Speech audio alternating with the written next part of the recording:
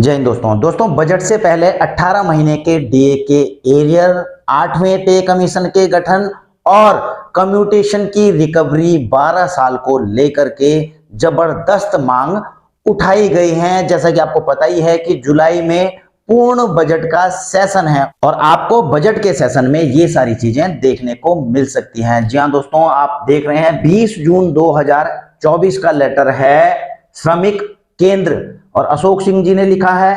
ये जो है प्रेसिडेंट है UPNINTUC, प्रेसिडेंट है Indian national defence working federation, president Indian national sugar mills worker federation. और इन्होंने लिखा है दोस्तों secretary department of personal and training DOPT government of India को। और किस चीज के लिए लिखा है दोस्तों? Follow up on issue raised during standing committee meeting of national council JCM on 20 सितंबर 2023। जी हाँ दोस्तों, 20 सितंबर 2023 को ज्वाइंट स्टैंडिंग कमेटी मीटिंग हुई थी DOPT के अधिकारियों के साथ। तो उसी के रिगार्डिंग उसको फॉलो अप, क्योंकि वहां पर कई मुद्दे उठाए गए थे, जो सैलरीड हैं, जो कर्मचारी हैं, पेंशनर्स हैं, उनके मुद्दे। और इनमें से दोस्तों 2 मुद्दों का अब जब जुलाई में बजट आने वाला है, पूर्ण बजट, तो उससे पहले 2 मुख्य मुद्दे उठाए गए हैं। अब पहला मुद्दा क्या है दोस्तों, जो कि बड़ा गरम है, आप आजकल न्यूज में भी देख रहे होंगे, वह है दोस्तों restoration of commutation after 12 year instead of 15 years. जी हाँ दोस्तों, उस समय यह मांग उठाई गई थी मीटिंग में कि जो कम्यूटेशन है उसको 15 साल की बजाय 12 साल करने की मांग की गई थी। और इन्होंने वहां पर लिखा भी है कि ड्यूरिंग उस मीटिंग के दौरान यह बात कही गई थी।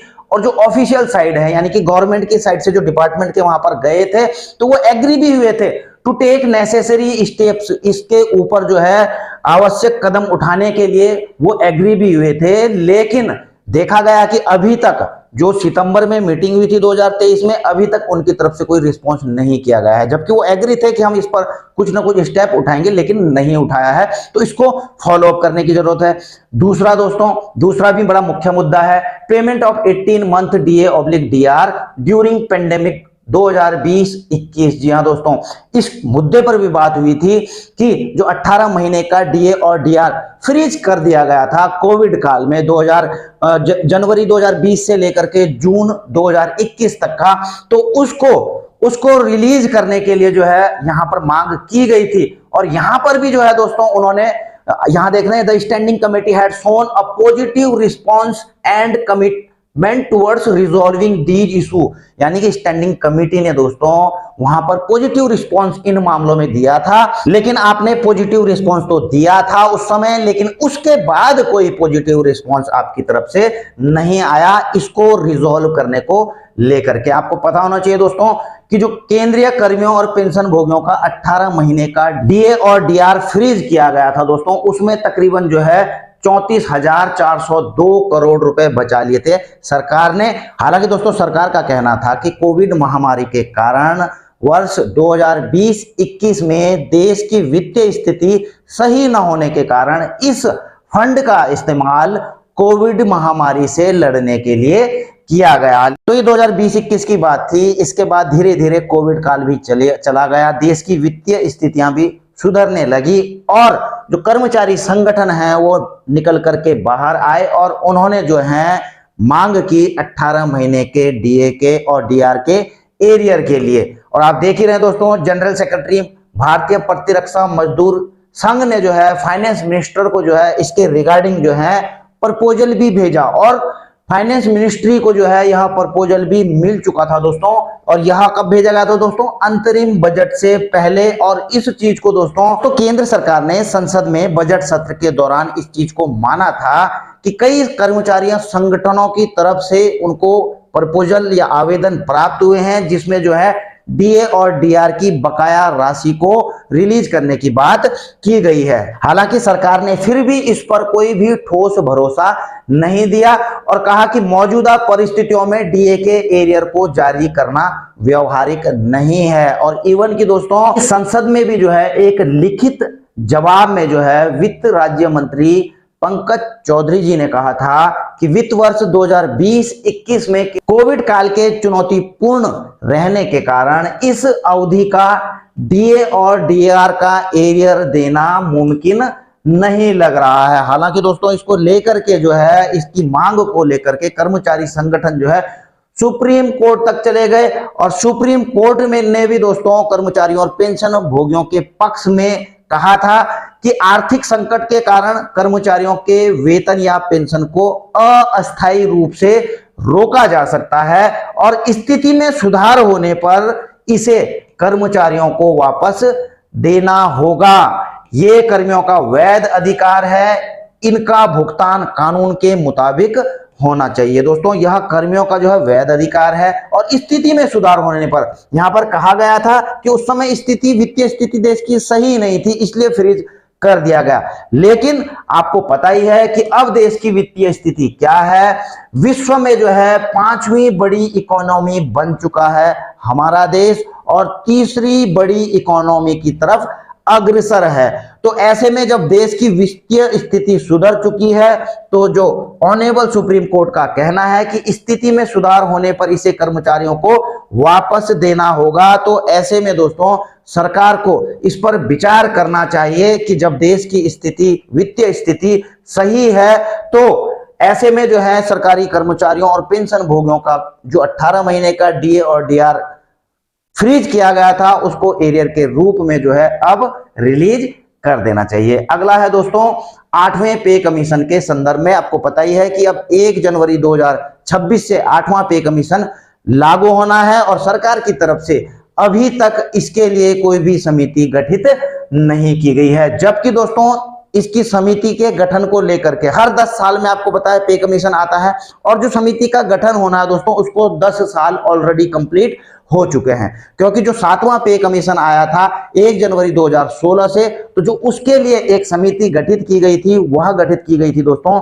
फरवरी 2014 में। यानी कि दोस्तों फरवरी 2024 में जो है 10 साल पूरे हो जाते हैं समिति के गठन को लेकर के। हालांकि बीच में चुनाव आ गए थे, लेकिन सभी कर्मचारी संगठनों और पेंशन भोगियों की यह मांग रही है कि इस कमेटी को चुनाव से पहले ही गठित कर दिया जाना चाहिए था, क्योंकि जो 7वें पे कमीशन का भी जो गठन हुआ था वो अभी 2 साल पहले कर दिया गया था। उसके बावजूद भी सितंबर 2016 में जाकर के जो है उसको इंप्लीमेंट किया गया, हालांकि उसे 1 जनवरी 2016 से लागू किया गया।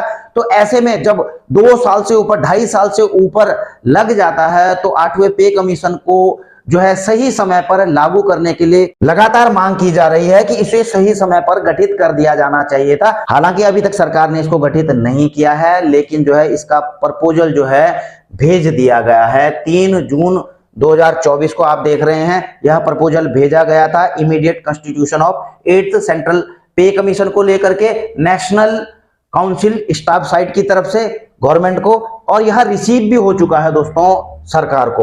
और अब उम्मीद की जा रही है कि जो अपकमिंग बजट है, यानी कि जुलाई में जो बजट पेश किया जा रहा है उसमें 8वें पे कमीशन के गठन को लेकर कोई घोषणा आपको देखने को मिल सकती है। अगली बात करेंगे दोस्तों कम्यूटेशन। जी हाँ दोस्तों, कम्यूटेशन आपको पता ही आजकल ज्वलंत मुद्दा बना हुआ है और 15 जून का आप लोगों ने, कईयों ने यह लेटर देख भी लिया होगा। Confederation of central government employees and workers ने सेक्रेटरीज को लिखा है, पेंशन मंत्रालय, डीओपीटी, उनके जो है सेक्रेटरीज को लिखा गया और मांग की गई है कि जो कम्यूटेशन का रिकवरी है उसको 15 साल की बजाय 12 साल कर दिया जाना चाहिए। इस पर मैंने विस्तृत वीडियो बनाई भी थी। और दोस्तों पंजाब हरियाणा जो है कोर्ट की तरफ से इसी प्रकार के केस में जो है स्टे भी करा दिया गया है।